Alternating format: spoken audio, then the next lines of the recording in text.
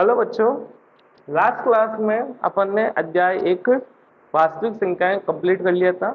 आज हम स्टार्ट करेंगे अध्याय 2 बहुपद। इससे पहले बहुपद पढ़ने से पहले कुछ छोटी मोटी चीजें वो समझ लेते हैं। सबसे पहले अपने आता है चर संख्याएं या फिर चर, और दूसरा आता है अचर। अब चर और अचर सबको पता है होता है क्या है, एक बार बता देता हूँ। और चर चर को अपन नॉर्मली डिनोट करते हैं एक्स, वाई, जेड, टी, और भी किसी से कर सकते हैं। नॉर्मली इनसे डिनोट करते हैं। और अचर संख्याओं को ए, बी, सी, डी या फिर सभी वास्तविक संख्याएं कोई भी हो सकती है। जैसे 2 हो गया, -3 हो गया, 7/2 हो गया, √2 हो गया, √7 हो गया, और पॉइंट वाली कोई भी संख्या हो गई जैसे 1.3। ये सभी संख्याएं क्या कहलाती है? अचर संख्याएं। ये सभी संख्याएं क्या कहलाती है? चर संख्या। अब चर और अचर में डिफरेंस क्या है? चर का क्या वैल्यू क्या होती है? फिक्स नहीं रहती। किसी क्वेश्चन में अलग आएगी, किसी क्वेश्चन में अलग आती ही रहेगी। मतलब चर की वैल्यू फिक्स नहीं रहती है, ठीक है। और अचर की वैल्यू हमेशा क्या रहती है? फिक्स। जैसे 2 है तो 2 की वैल्यू फिक्स है कि 2 है। 3 की वैल्यू -3 की है, 7/2। ठीक है। अब मैं ऐसे बोल दूं x का मान याद करो, तो तुम क्या लिखोगे? x का मान हर क्वेश्चन में अलग अलग मान आएगा, लेकिन मैंने लिख दिया कि 2 लिख के बताओ, तो 2 तो तुमको पता है यही आएगा, ठीक है। तो ये सभी संख्याएं अचर संख्याएं कहलाती है, ये सभी संख्याएं क्या कहलाती है? चर संख्या। अब इससे पहले बहुपद से पहले अपने एक चीज आती है बीजीय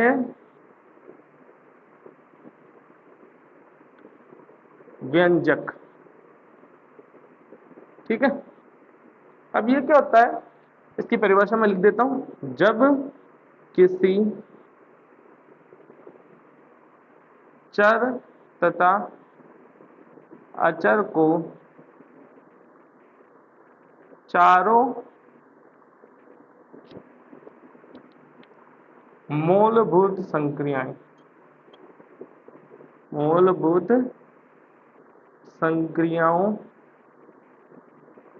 अब मूलभूत संक्रियाएं कौन कौन सी है? एक तो अपने प्लस हो गया, एक माइनस, एक मल्टीप्लाई और एक डिवाइड।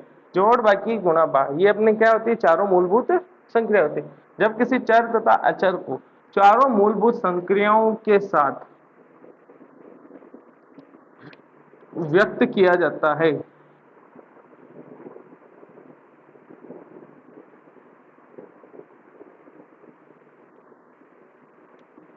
उसे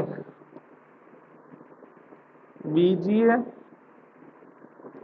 व्यंजक कहते हैं। समझ में आई परिभाषा?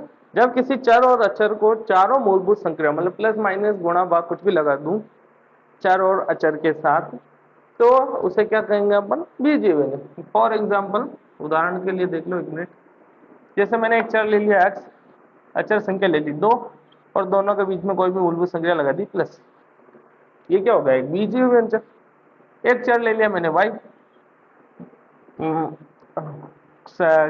मूलभूत संख्या ले ली मल्टीप्लाई, और अचर संख्या ले ली जैसे मैंने 7/2, ये भी क्या हो गया? एक बीजीय व्यंजक, ठीक है।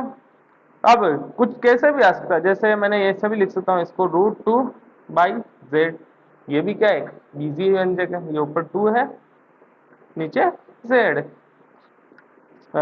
x की पावर 1/2, ये भी क्या है?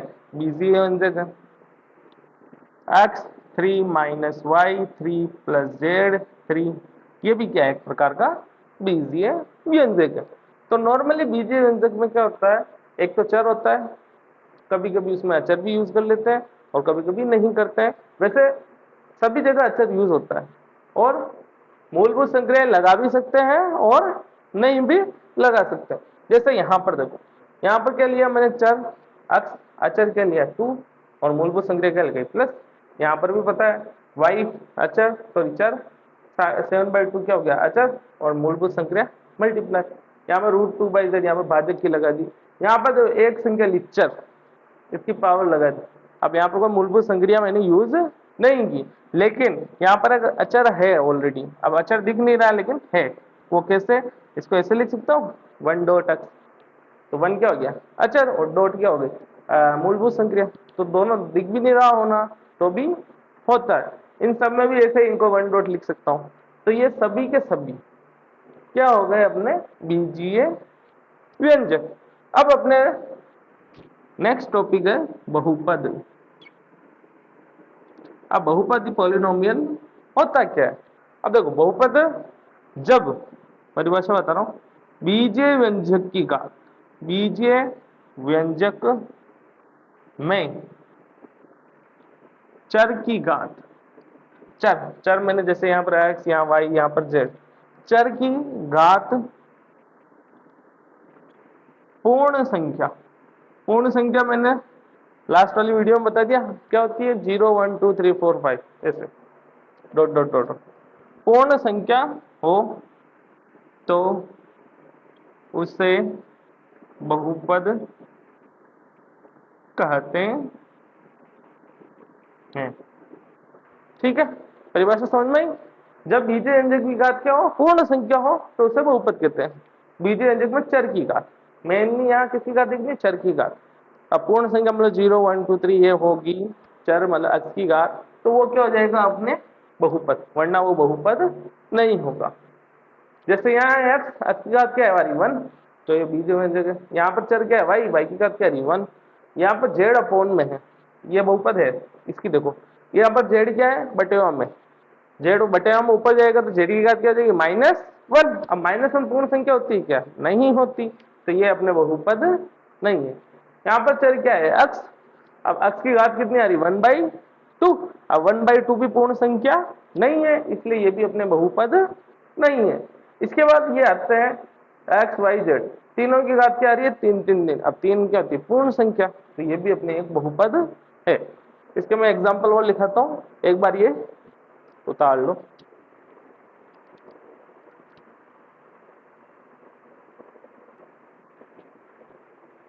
अब आगे बहुपद को कुछ उदाहरणों के साथ समझते हैं। जैसे देखो यहाँ पर क्या है चर x, x की घात क्या आ रही है 2, अब 2 क्या होती है एक पूर्ण संख्या होती है, तो ये अपने एक बहुपद है।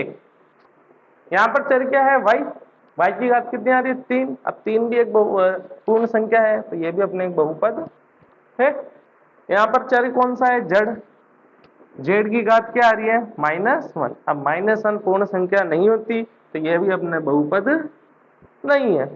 इसके बाद आता है अपने फोर्थ, x पावर कुछ नहीं है तो 1 पावर मानी, तो 1 पूर्ण संख्या है, ठीक है, यहाँ तक कोई प्रॉब्लम नहीं। यहाँ पर भी y की पावर 1, यहाँ पर भी कोई प्रॉब्लम नहीं। यहाँ पर देखो 1/z है, क्या है 1/z, अब z को ऊपर ले जाएंगे तो पावर क्या हो जाएगी -1, तो -1 पूर्ण संख्या है ही नहीं, तो ये अपने बहुपद नहीं है। यहाँ पर चर क्या है x, तो x की पावर क्या है 7/3, अब बटे में आ गई पावर, मैंने क्या बोला बटे वाली संख्या पूर्ण संख्या होती ही नहीं है, तो ये भी अपने एक बहुपद नहीं है।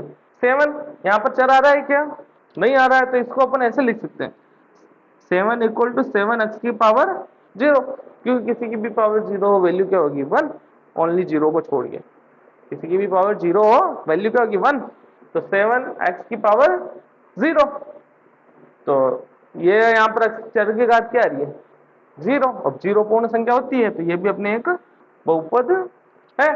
यहाँ पर भी है 0, तो ये भी अपने एक बहुपद है। यहाँ पर देखो चर है क्या, नहीं है, तो x की पावर 0 लिख सकता हूँ, तो ये भी अपने एक बहुपद है। ठीक है, यहाँ पर देखो अचर संख्या की घात कुछ भी हो उससे अपने को मतलब नहीं है, अपने को देखना किसको, केवल चर संख्याओं को। अब अचर संख्या जैसे यहाँ पर क्या है 3 की पावर बटे हम आ गई, तो उससे अपने को कोई प्रॉब्लम नहीं है, अपने को पावर किसकी देखनी है ओनली चर संख्या की, तो ये भी अपने एक बहुपद हो गया है। ठीक है, ये सब चीजें तुम 9th क्लास में पढ़ चुके हो। ठीक है, तो अभी एक बार उतार लो समझने के लिए।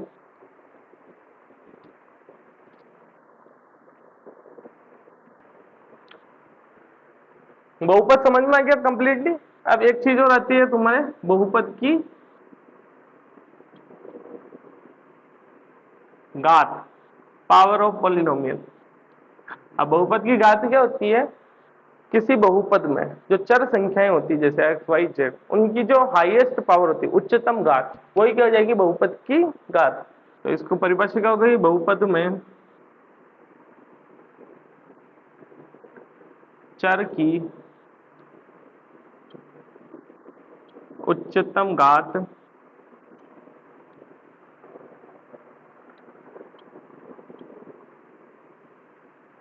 बहुपद की घात कहलाती है। उदाहरण के लिए देखो, जैसे मैंने एक बहुपद लिख दिया x square plus x plus 1। यहाँ पर देखो चर कौन से, एक्स ही से, एक्स की घात यहाँ 2 आ रही है, यहाँ पर एक्स की घात 1, यहाँ पर कुछ नहीं है तो एक्स की घात 0। तो उच्चतम घात कितनी हो गई, 2। तो बहुपद की घात कितनी हो गई यहाँ पर,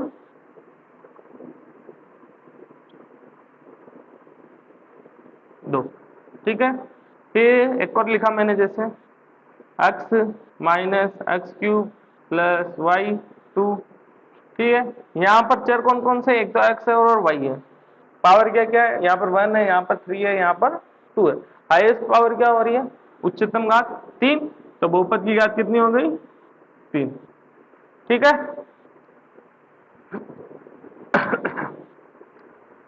फिर जैसे मैंने ये लिख दिया जेड एक्स वाई और पावर लिख दी 3 5 और 7। हाईएस्ट पावर क्या दिख रही है, 7। तो बहुपद की पावर क्या हो गई, 7। ये समझ में आया क्या। ठीक है। एक मैंने एक बहुपद लिखा अचर बहुपद, जैसे यहाँ पर मैंने लिख दिया 3। इसकी पावर क्या होगी, इसको मैं इससे पिछले वाली पहले भी बताया, क्या लिख सकता हूँ इसको, 3x की पावर 0। तो क्या लिख सकता हूँ, 3 इंटू एक्स की पावर 0, क्योंकि एक्स की पावर 0 की वैल्यू क्या होगी, 1। और 1 को 3 से मल्टीप्लाई करोगे वापस 3 आ जाएगा। तो इसमें बहुपद की घात कितनी हो गई, 0। ठीक है। इसी के साथ एक आता है 0। अब देखो मैं 0 को 0 इंटू एक्स की घात 0 भी लिख सकता हूँ, 0 इंटू एक्स की घात 1 भी लिख सकता हूँ, 0 इंटू एक्स की घात 2 भी लिख सकता हूँ, 0 इंटू एक्स की घात 3 भी लिख सकता हूँ। ठीक है। ऐसे बहुत सारी चीजें लिख सकता हूँ, है ना। तो क्या पावर मानू, 0 मानू, 1 मानू, 2 मानू, 3 मानू, क्योंकि सब इक्वल है, क्योंकि 0 को किसी से भी मल्टीप्लाई करो क्या आएगा, 0। तो ये सब इक्वल है। तो 0 जो पोलिनोमियल है या फिर शून्य जो बहुपद है, उसकी घात क्या मानी जाए। तो इस हिसाब से देखा जाए तो क्या मानू मैं, तो इसकी जो घात है ना वो परिभाषित ही नहीं है, मतलब शून्य बहुपद की घात नहीं है। ठीक है। घात परिभाषित नहीं, या फिर यूं भी लिख सकते हो घात होती ही नहीं है। ठीक है। समझ में आ गया। शून्य जो बहुपद है 0, उसकी घात परिभाषित नहीं है। ये नोट डाल के कहीं पर भी लिख देना। समझ में आ गया। ठीक है।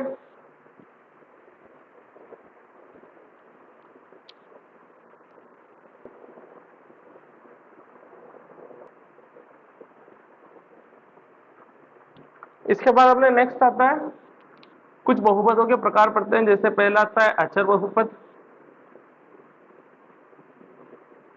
ठीक है। परिभाषा लिखें तो इसकी, ऐसा बहुपद जिसकी घात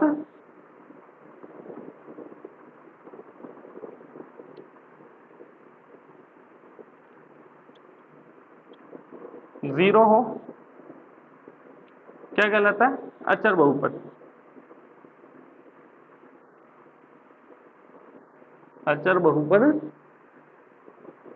कहलाता है। अब देखो अचर बहुपद में उदाहरण देखना चाहो तो सभी संख्याएं आ जाएगी 0 को छोड़ के, क्योंकि 0 वाला जो है उसको अपन शून्य बहुपद कहेंगे। ठीक है। जैसे 1 हो गया, 2 माइनस का 3 √2 √7 √5, ये सभी क्या हो गए अपने शून्य अचर बहुपद। ठीक है। ये सभी एग्जाम्पल क्या हो गए, अचर बहुपद। देखा जाए तो अचर बहुपद में एक्स वाई जेड नहीं आता, मतलब चर संख्याएं नहीं आ रही। फिर आता है अपने रैखिक बहुपद। रैखिक बहुपद की परिभाषा क्या हो जाएगी, ऐसा बहुपद जिसकी घात 1 हो। ऐसा बहुपद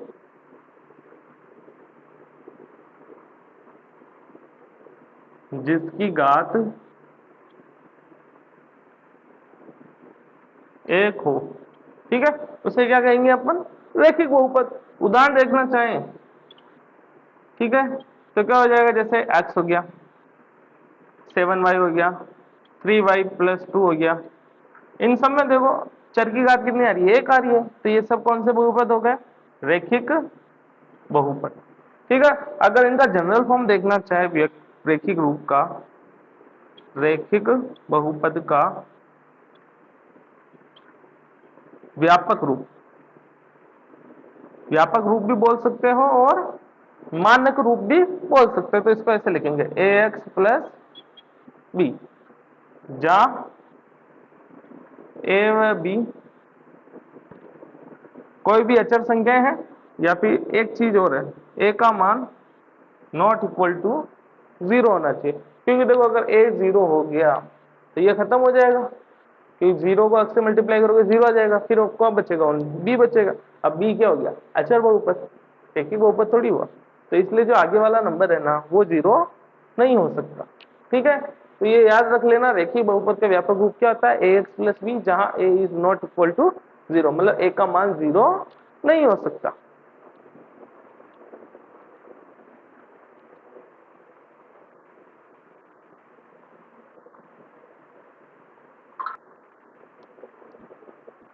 रैखिक बहुपद के बाद अपना अगला बहुपद है द्विघाती बहुपद। अब देखो नाम से पता चल रहा है द्विघाती मतलब जिसकी घात 2 हो। ऐसा बहुपद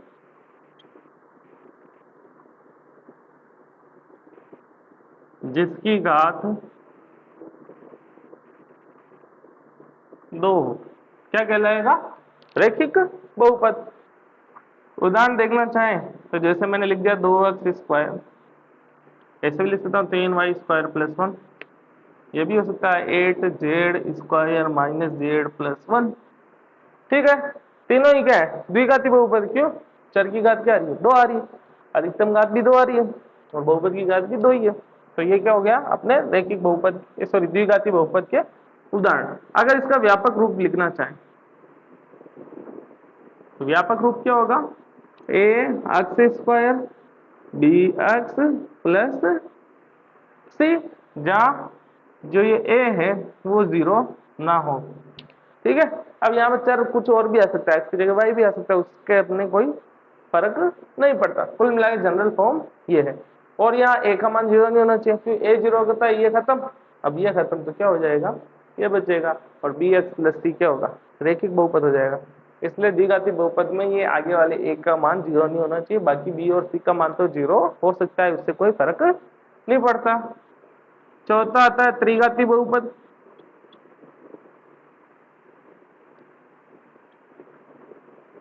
देखो त्रिघाती बहुपद में क्या जाएगा, घात 3, परिभाषा तुम लिख लेना, क्या हो जाएगी परिभाषा, ऐसा बहुपद जिसकी घात 3 हो। उदाहरण लिखना चाहें तो ये हो जाएंगे उदाहरण अपने, जैसे मैंने ये लिख दिया 3x³ प्लस x, या फिर 4y³ minus 3y² plus y, 7z³ plus z² minus 2z plus 1। ये सभी क्या है, त्रिघाती बहुपद की, इनकी घात क्या है, 3 है। और इसका व्यापक रूप लिखना चाहें तो क्या हो जाएगा, ax³ bx² cx और d, और जहां ये d का मान, सॉरी a का मान क्या होना चाहिए, 0 ना हो। ठीक है, तो ये हो गया अपने त्रिघाती बहुपद। यहाँ तक तो अपने 9th क्लास में भी पढ़ चुके हैं। अब इसके आगे थोड़ा और बहुपद के बारे में अपन आगे पढ़ते हैं।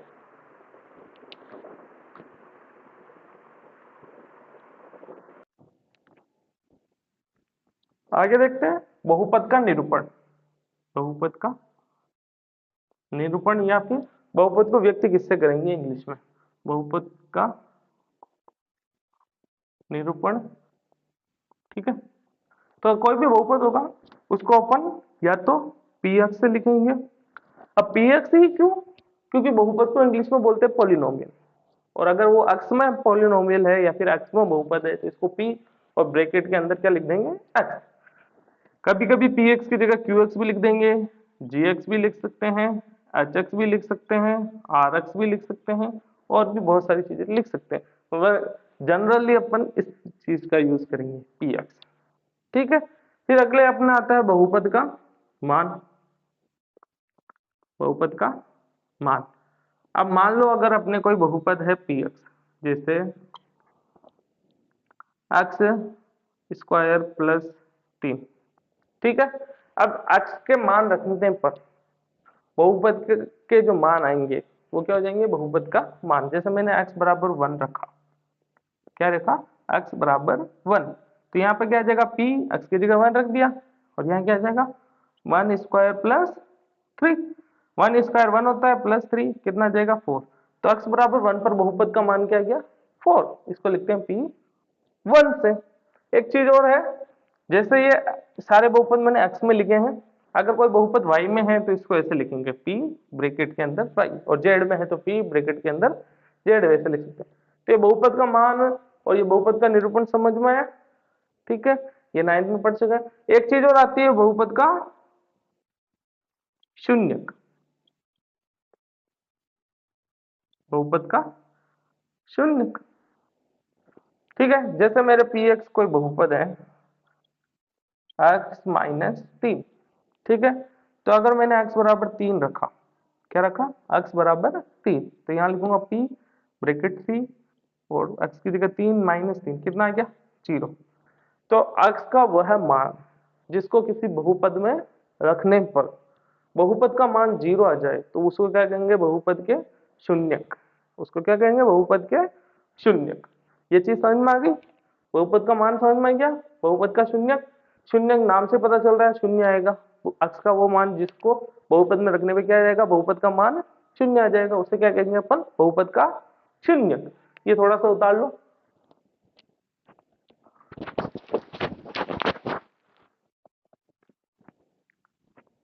अपने नेक्स्ट टॉपिक है बहुपद के शून्यक का ज्यामितीय अर्थ। अब ज्यामितीय अर्थ क्या होता है, जैसे सबसे पहले अपन रैखिक बहुपद की बात करते हैं। रैखिक बहुपद का जनरल फॉर्म क्या होती है, व्यापक रूप ax प्लस बी। ठीक है, ये क्या हो गया, अपने एक रैखिक बहुपद। इसको क्या करेंगे, इस px को या इस बहुपद को क्या मान लेंगे अपन, y equal to ax plus B. ठीक है, फर्स्ट किसकी बात कर रहे हैं, रैखिक बहुपद की।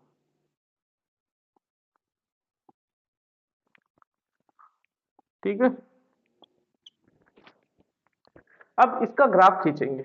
अब देखो ए और बी का तो ग्राफ नहीं खींच सकते, इसलिए मैं एक एग्जांपल लेता हूं। जैसे y इक्वल टू ए और बी का मान मैंने 1 1 ले लिया था, तो x प्लस 1, ए का मान भी 1 ले लिया और बी का मान भी 1 ले लिया। अगर हम इसका ग्राफ खींचें, ठीक है, ये 0, यहाँ पर क्या जाएगा 1 2 3, 1 2 3, -1 -2 -3, -1 -2 और -3, ये x एक्सिस, ये y एक्सिस। ठीक है, अब इसका अगर अब मैंने ग्राफ खींचा, ठीक है, तो x की अलग अलग वैल्यू के लिए y का अलग अलग मान आता जाएगा। ऐसे 9th में सीखा होगा, ये x ये y, x का मान 0 रखेंगे तो y का मान 1, यहाँ x की जगह 0 रखो, y का मान क्या गया 1, x की जगह 1 रखो, यहाँ 1 रखो, तो y का मान कितना आएगा 1 + 1 2। ठीक है, अब दो बिंदुओं से अपने ग्राफ खींच सकता है, तीन की जरूरत है नहीं है।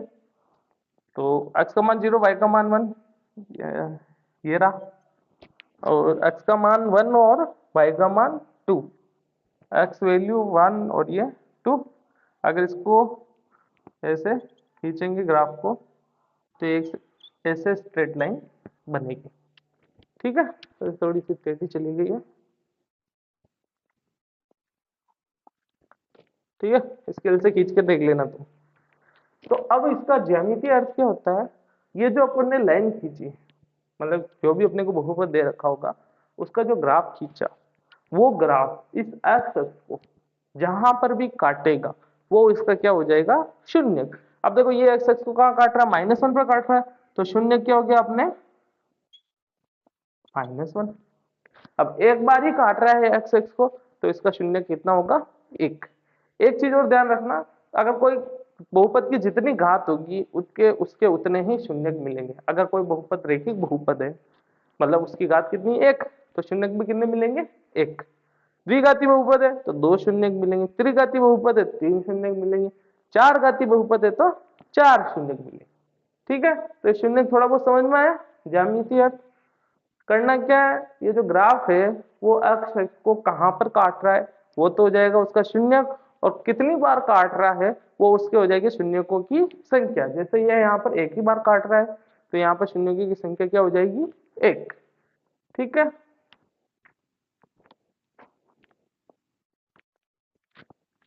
अब अगला आता है द्विघाती बहुपद। देखो द्विघाती बहुपद का ग्राफ एक परवलय के आकार का होता है। अब परवलय कैसा होता है, ऐसा भी हो सकता है। ठीक है,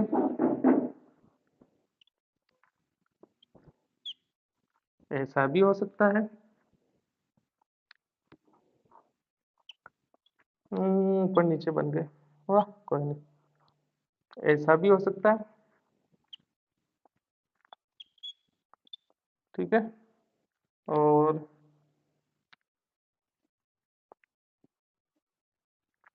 ऐसा भी हो सकता है। तो चार मैंने ग्राफ बनाए, चारों क्या होते हैं द्विघाती बहुपद के अलग अलग, जैसे ए और बी के अलग अलग मान लगेंगे, अलग अलग प्रकार के ग्राफ बनेंगे। अपने मेन क्वेश्चन इस प्रकार से आएगा कि शून्यकों की संख्या बताओ। अब शून्यकों की संख्या कैसे बताते हैं, कोई ग्राफ या कोई वक्र अक्ष को कितने बिंदुओं पर काट रहा है या कितनी बार प्रतिच्छेद कर रहा है, वो क्या हो जाएंगे उसके शून्य। जैसे ये फर्स्ट है, ये सेकेंड, ये थर्ड और ये फोर्थ वाला। अब फर्स्ट वाला अक्ष ये वाली लाइन होती है, ये रहा ग्राफ, कहीं काट रहा है क्या, नहीं काट रहा है, तो शून्यकों की संख्या कितनी हो गई, जीरो। शून्यकों की संख्या बराबर जीरो। अब देखो सेकंड वाले में ग्राफ का कितनी बार काट रहा है, एक तो यहाँ काट रहा है और एक यहाँ काट रहा है, तो कितने बिंदुओं पर काट रहा है, दो बिंदुओं पर काट रहा है, तो शून्यकों की संख्या कितनी हो जाएगी दूसरों में,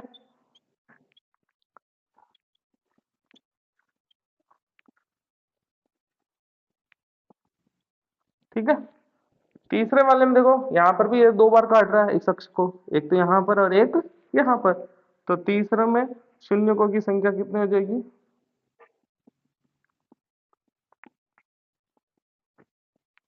बराबर तीन। फोर्थ नंबर पे ये ग्राफ द्विघाती बहुपद ये एक बिंदु पर ही काट रहा है, तो शून्यकों की संख्या कितनी हो जाएगी, एक। ठीक है, लेकिन मैंने अभी थोड़ी देर पहले क्या बोला था कि जितने घात का बहुपद उतने शून्य होंगे, उतने ही शून्य होंगे। तो ये अरे यहाँ पर मैंने ये गलत बता दिया, सॉरी। सेकंड शून्य की संख्या दो ही होगी, है ना, दो बार काटा ना तो दो होगी। इधर देखो क्या बताया, द्विघाती बहुपद है, जितने तो शून्य कितने होंगे, दो। तो देखो पहले वाले में शून्य कितना आ रहे, जीरो। तो ऐसा क्यों हो रहा है, ऐसा इसलिए हो रहा है कि जो दो शून्य है ना वो काल्पनिक शून्य है, वो अपने वास्तविक संख्या पर नहीं है, इसलिए इसके जो दोनों शून्य होंगे वास्तविक शून्यों की संख्या जीरो। यहाँ पर तो ठीक है, यहाँ पर शून्य की संख्या एक क्यों, क्योंकि देखो ये ग्राफ पे एक ही बिंदु पर काट रहा है। इस स्थिति में क्या होगा, जो शून्य होंगे ना वो दो शून्य तो होंगे होंगे, लेकिन वो दोनों आपस में बराबर हो जाएंगे। जैसे x का मान 4 और 4 दोनों आ गए, ठीक है। तो उस स्थिति में शून्यों की संख्या कितनी हो गई, एक। ठीक है, अपना मेन क्या है, देखना है कि ग्राफ अक्ष को कितनी बार काट रहा है, वही उसके शून्यकों की संख्या होगी। और जब मैंने ये द्विघाती बहुपद के ग्राफ बनाए ना ये इस शेप के, इन सभी को बोलते हैं परवलयिक ग्राफ, मतलब ये इन शेप को क्या बोलते हैं, परवलय। ठीक है, मेरा बोला थोड़ा सा याद रख लेना, याद रखो तो अच्छी बात, नहीं रखो तो कोई बात नहीं।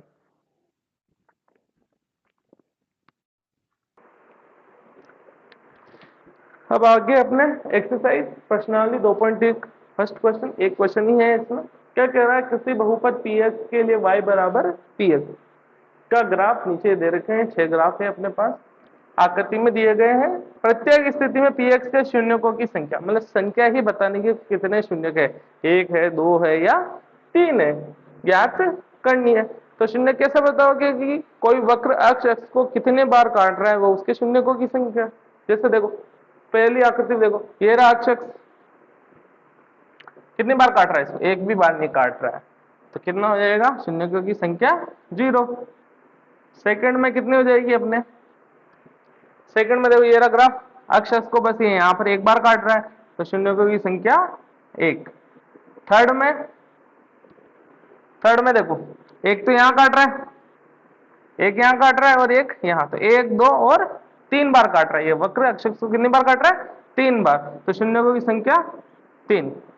फोर्थ क्वेश्चन, फोर्थ ये रहा, कितनी बार काट रहा है फोर्थ में, एक तो यहाँ काट रहा है और एक यहाँ, मतलब 2 बार काट रहा है, तो शून्यकों की संख्या 2।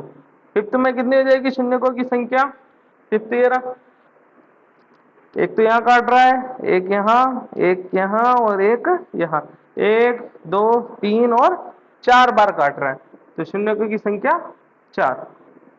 एंड लास्ट सिक्स क्वेश्चन में कितनी बार काट रहा है, एक तो यहाँ, एक यहाँ, एक यहाँ, 1 2 और 3, तो शून्यकों की संख्या 3।